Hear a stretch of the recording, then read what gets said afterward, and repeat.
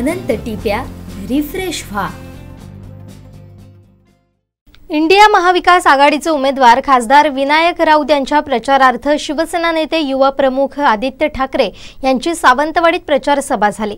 आदित्य ठाकरे सिंधुदुर्ग जिल्ह्यात दाखल होताच आमदार वैभव नाईक यांच्या कणकवली येथील निवासस्थानी त्यांनी भेट दिली।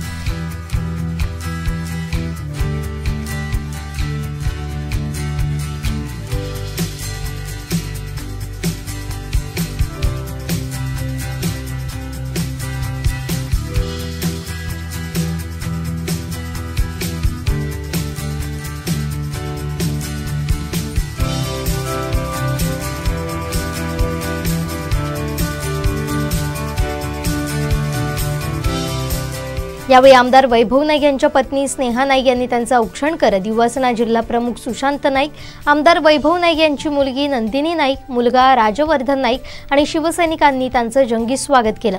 यावेळी शिवसेना, युवासेना पदाधिकारी आणि शिवसैनिक मोठ्या संख्येने उपस्थित होते।